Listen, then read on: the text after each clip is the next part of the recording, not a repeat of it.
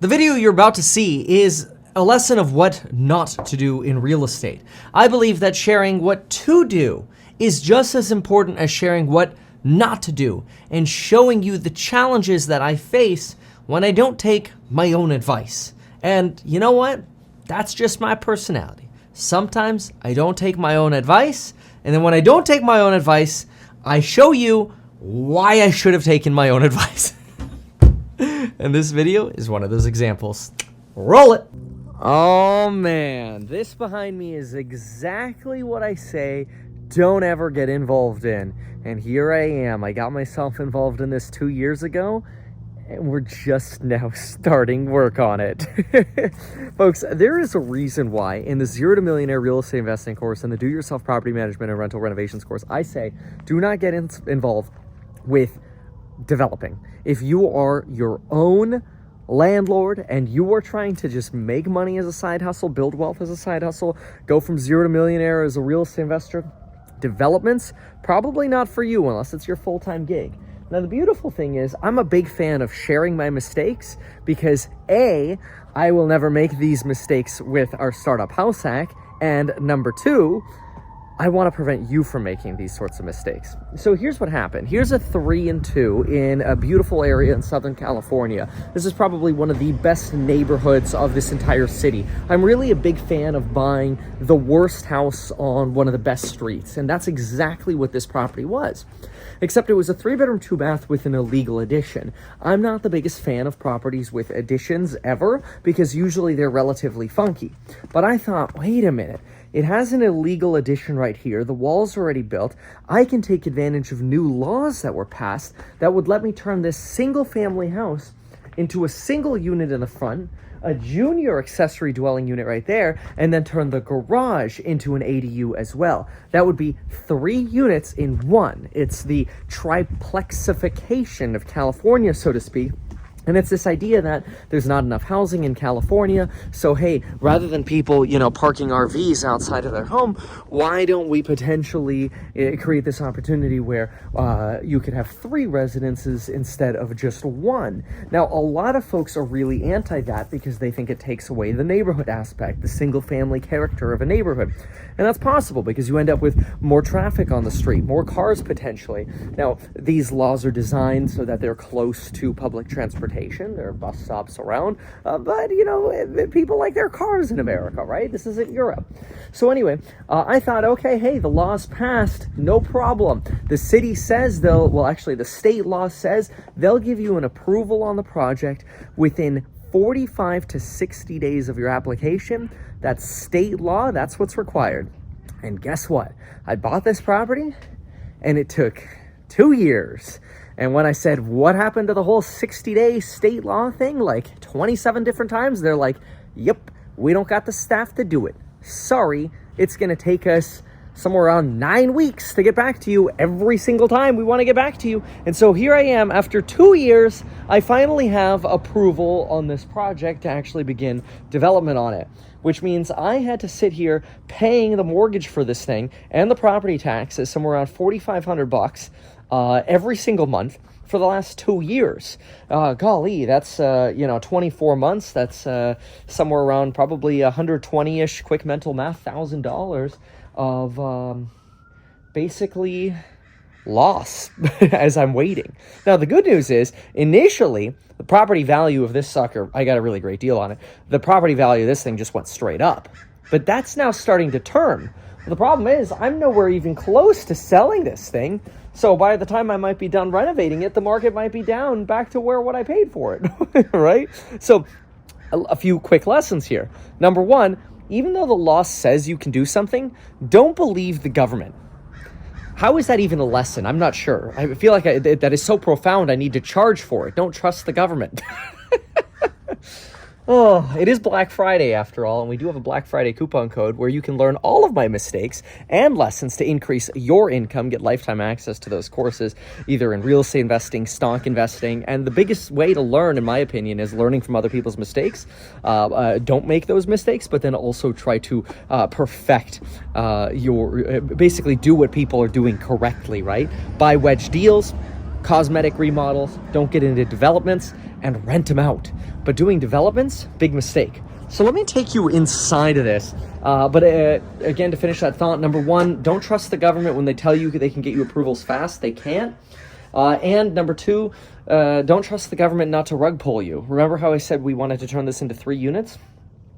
Well, they rug pulled us on that too. Apparently, this area is deemed to be a high fire severity zone. And in the last 2 years after I applied, they decided, well, areas that are high fire zones, we don't want the garage to be turned into an ADU. Why somebody can't live in a remodeled and retrofitted garage to make it to code for living standards because it's in a high fire zone, I have no frickin' idea.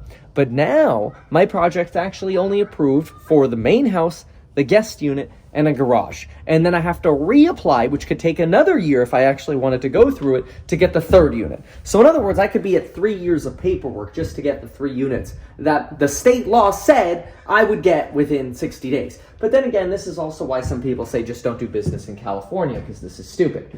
And they're not exactly wrong about that. All right, so let's go ahead and give you a little tour of this project. I still think I'm going to make money on it. I'm a big fan, again. Buy the worst house in the best neighborhood, but do your best to minimize expenses. Let me show you what the downside is with development, okay? The least expensive things, paint, carpet, kitchens, bathrooms, right? Those things are not expensive. They give you a lot of value to your property value. You know what doesn't give you a lot of value? A new driveway. Look at this. We don't even have a driveway. This fence that we had to put in, how much value my property goes up for that? Probably not much at all. And we got to paint it too so it doesn't turn rotted and brown. Look, we don't even have a garage door right now. So if we have to make this a garage again, we have to put a new garage door. But that's not that expensive. You know what else doesn't give me a lot of money? Stupid crap that's buried like this. This is a sewer line, in case you're wondering. The sewer on this property actually goes from the house, connects to the back unit over here. This looks like a solid core door. Nope, it's a hollow core door. Okay, I'm not going to walk on that. Anyway, goes back and end up falling through the hollow core door. That'd be funny. Actually, make for good content. It'd be good clickbait.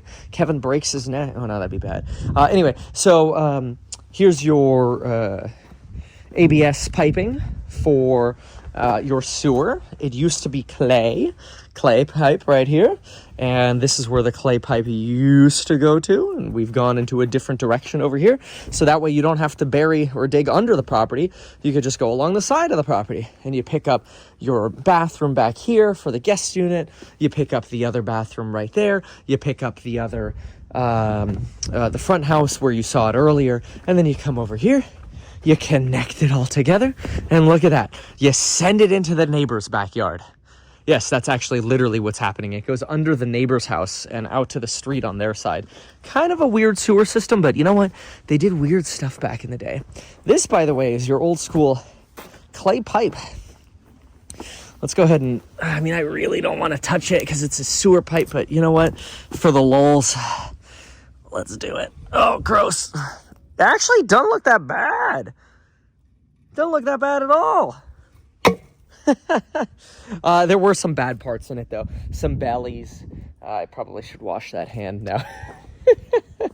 Okay, so let me take you inside. Oh, you know what? We'll walk around this side and show you a little more out here. So this, by the way, is your stucco outside. Here's your old ungrounded electrical. This is your new Romex. Hope this will get, and I don't think there's, you could probably get that stapled right there. That'd be good. And obviously your stucco mesh here. Sewer looks good. Looks like we've got what will be a sub panel here. This doesn't look like a main. This is for the back unit. This is a main, so basically a sub panel for the primary property, but it'll be the main for the guest unit back here, as opposed to the the old junk right here. Gotta love it. So Look at this. We got our water pressure regulator right here. This actually looks like the main water line. I'm not sure if this is for just the guest. This is probably just the guest unit. We'll double check. We got gas over here and what looks like will probably be a tankless water heater that'll go in right here. These guys, those puppies are expensive, but they're pretty energy efficient, pretty cool. Yeah, you've got your copper pipe going through here. You've got your one tankless over here. Very nice. Look at that nice gas line. Oh, yeah, very nice. All right. Yep, this looks like it's going to be, looks like we're going to have common water on the house. And that is actually very common with units to have common water. All right, cool. So that's our outside. Let's now jump inside and see what we got going on over here. You can see some of the wood repair work has already been started. Very common to get rot. And so you come through, sand this down, fill it with putty, sand it again, and really prep this for paint, really is what's going on here. So let's head on inside. Ooh, that's new wiring right here. Very nice, very nice. All right, so this is a lath and plaster property. This is plaster right here, which is kind of a pain in the butt to work with, unlike drywall, which you can easily cut. This right here is, of course, drywall. Easy to cut, easy to work with. Plaster, hard, pain in the butt, crumbles, very hard to work with, hard. It also likes to crack. So another thing is when you have construction going on, it's very common for any cracks that there are in a building to actually get worse. That's because when you're doing structural work, you're changing the loads on a house and it settles overnight when it expands and contracts in different ways. And so here you can see we've got some new ducting going in.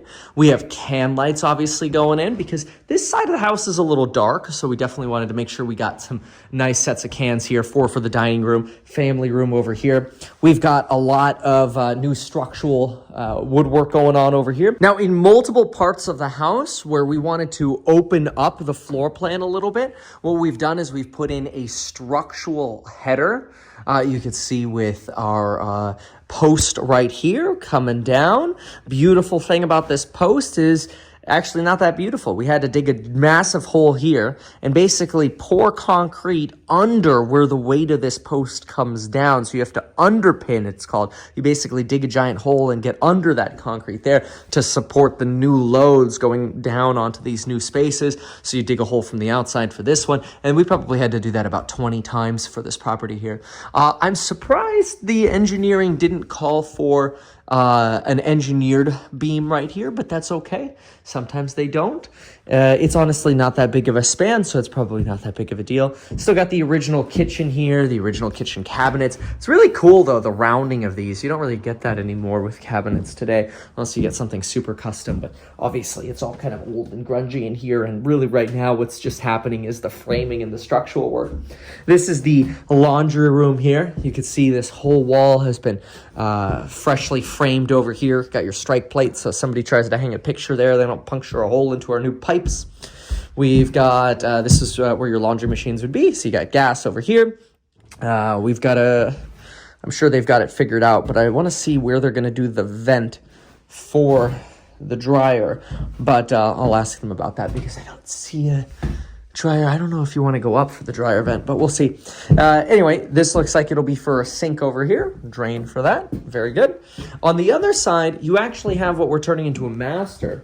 Now, the floor plan wasn't like this before. It was a little funkier. So I'm really happy that we're going to be able to turn this into a master. But that's another downside about doing renovations or like actual larger renovations, development kind of stuff, is you think, oh, okay, well, if we're going to be submitting plans, well, then we may as well make a nice little closet for the toilet. Let's make a nice new area for the shower, the bathtub, or whatever. And, oh, let's do all new plumbing.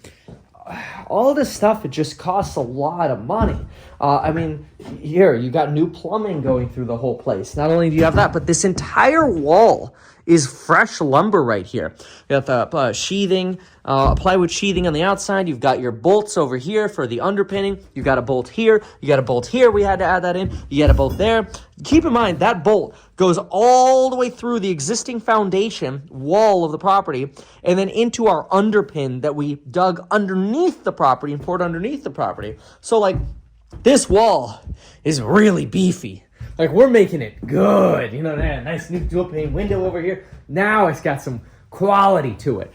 New return duct over here. But you could tell based on the size of it. Smaller supply ducts. Got some can lights going in. Simpson structural nails, great. Obviously, the cosmetics, TBD exactly what we're going to do here. But, yeah, probably something. Actually, honestly, let's just think about this right now. That's unfortunate that this piece is missing. But this is such a tight bathroom that there's probably not that much you can do in terms of, if you took this out, you're not going to get this thin of a vanity anymore.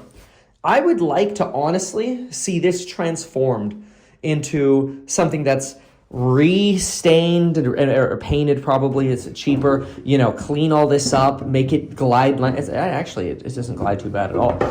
Glaze this, get rid of the baby blue over here. I think we've got some baby pink somewhere as well. And modernize this. But this is actually not a bad countertop because it's perfect for the size of this space over here. Even the tub, even though it's dirty now, that's a nice tub. It's an iron tub. You know, we got some holes in the tiling here, quite a few of them, but we can fix that. So I think there's some potential to save that. You might think I'm crazy, but even this original door here, this is actually pretty nice. Nice door here. This is what new electrical going in looks like, by the way. Yeah. Romex, give me the power. All right. You can see here, usually white will be your light switches. Yellows will be your plugs. Although every electrician does things a little bit differently. Yeah, you can see yellow for plugs over here. So this here is becoming like a little bit of... this is actually interesting. I wonder why we are walling this for almost a hallway here. This might be, it's a double-plated wall here. This wall might be structural, which is actually kind of unfortunate because, I want to look into this. I don't love this wall right here because, see, this is going to be the door to the guest unit over here. And then you can really close this off. You wouldn't even need a door here. Unless, of course, you just rent it out as one giant unit. Then you would want a hallway of some sort here. Or, the hallway makes sense because the reason you would do this, I see it now. The reason you would do a hallway like this is if you wanted all to be one home, which is possible. It might make more sense to rent it out that way and then let them sublease it if they wanted to. But if it's abnormal to have one room here connect to another room without a hallway. So that's probably what's happening here. So that way this could be its own sort of bedroom. We'll have to make sure to insulate that wall very well, probably spray foam and then fiberglass, so you really get almost a double insulative value there. This and that's the funky thing about additions, is this would be your junior accessory dwelling unit, and this is actually where the kitchen's gonna go. You could see water line for a refrigerator here, countertop plugs right here. So this would be your small kitchen, maybe a little family room over here. Yep, nice new framing over here on the ceiling, perfect. And then you step down, which is a little funky, over to where your bedroom is here. A lot of new framing over here. Bolt, bolt, bolt, bolt, bolt, bolt. I mean, it's a lot of bolting they make you do in California. Bolt, bolt, bolt. That's a lot of work. Each of those is a lot of manpower. And they make you do this stuff really for earthquakes. I mean, even just these Simpson ties right here. They're the A35s. They're like 35 cents a piece, maybe 60 cents now with inflation. And you nail them in. You could also hex screw them in, but it takes a little bit more time and it's a little bit more money. But they've got the same structural rating. these walls turn beefy. I mean, compared to what it used to be. Just compare, okay? Like, here's your kind of old school wall. That's one that's left. I realize that's an interior wall. But you probably can't even see a single bolt anywhere on some of these. And then you compare that to, like, our new walls. Bolt, plate, plate, plate, plate, plate, right? It looks so much better. So much stronger. Nice dual pane window over here. So this looks like, this is the laundry stack right here. So you've got the washer dryer stack here. That's great. All new plumbing over here. I mean, this is bitchin'. Look at this, the triple stack switches here. This looks really nice. This is going to be gorgeous. It's really going to be great. And I like what they're doing here. I'm not sure what the idea is about why this is a hallway if we're trying to separate that off. So I'm not sure about that.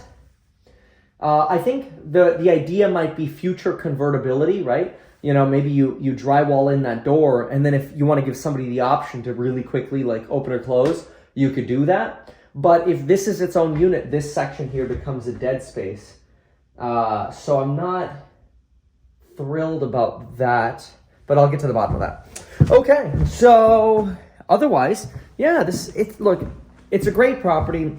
Do I think this will end up being profitable? Probably. I mean, if this were done right now today, you know what, we're in $750K plus, call it just $200K in holding costs, $50K paperwork, permits. You know, you're into it for $1 million before you've actually spent the money on the fix up. All the fix up and such is probably going to be somewhere around 150, maybe even a little bit more. You know, could we sell it for 1.3, 1.4? Actually, yeah, the comps are there for that right now. Will that be true in 9 to 12 months from now? I don't know. Maybe not. And if not, then we'll just rent the sucker out and give that person maybe the option here. I think that's why the hallway's there. I'm a little caught up on that. And we also got to figure out what to do with the garage. Honestly, I'm so exhausted with dealing with the city. I'll probably just turn this into a garage and then just never deal with these kind of developments again. Or the way to do it, if you wanted to know a way to do it, is what you do. This is the trick, okay? This would be the way to do it. You remodel it cosmetically. You rent it out. You get a tenant in there. You got a tenant in there for a couple years or whatever. While the tenant is in there, that's when you go through the process of doing the accessory dwelling unit. So for example, if I ever wanted to do this again or do like ADUs in the future, what I would do is, because I'd like to be able to rent 3 units as opposed to 1. Now I've got 2 as opposed to 1, but whatever. What I would do is, if I ever did this again in the future and I wanted to do an ADU, I would do exactly that. I would say, all right, let's get it remodeled, let's get it cleaned up, put a tenant in, rent it out. While it's rented out, be upfront with the tenant. Hey, every so often an architect's going to come by and just to do some measurements and plans, future planning, get it approved, and then just sit on those approved plans until maybe the tenant leaves or we're ready to do a renovation or whatever. But that will now eliminate all of your vacancy holding costs. Much better strategy. So eliminating costs, huge factor when it comes to real estate. You do not want to be sitting on vacant real estate. And again, I'm a big fan of know what your limits are, know what you're good at. And so, for example, with my housing startup, House Hack, we're not going to be doing this stuff. We're only going to be doing basic remodels, buy properties below market value, get them turned around in about 45 days, and then rent them out. Simple. We don't even want to deal with the city. Dealing with the city is a nightmare. And then you get the neighbors and anyway. Check out the programs on Building Your Wealth down below for more perspective. Thank you so much for watching, and we'll see you on the next one. Bye.